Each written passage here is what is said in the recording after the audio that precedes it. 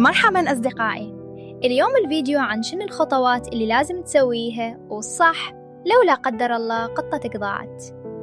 أول شيء لا تخاف، 93% من القطاوة الضايعة ينلقون، و80% يكونون قريب جداً في حدود 5 بيوت من بيتك. القطاوة المنزلية الخايفة ما تروح بعيد، غالباً تتخبى وتنتظر.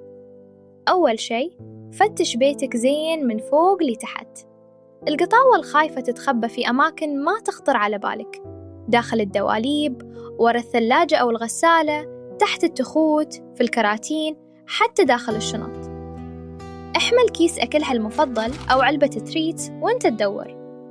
ناديها باسمها بصوت هادي ومحبب، لا تصارخ. دور في المنطقة اللي حول البيت على طول.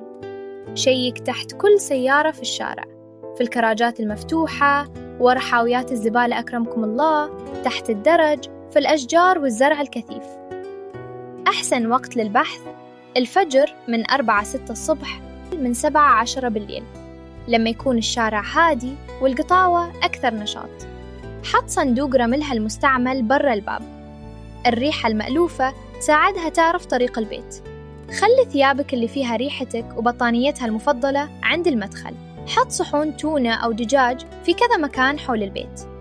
الريحة القوية تجذبها من بعيد. لو عندك كاميرا أو جوال قديم استخدمه عشان تراقب الأماكن اللي حطيت فيها الأكل. انشر على طول في السوشيال ميديا، خاصة جروبات الحي والمنطقة على الواتساب والفيسبوك.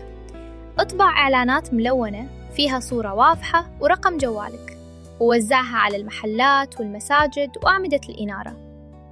كلم كل العيادات البيطرية والملاجئ في منطقتك، واطلب من الجيران يشيكون كراجاتهم ومخازنهم. لو شفتها لا تركض وراها، بتخاف وتهرب أكثر. اقعد واستناها تجيك لوحدها بس تشم ريحتك، أو استخدم التريت اللي تحبه. استمر في البحث في نفس الأماكن كل يوم. القطاوة ممكن تطلع بعد أيام.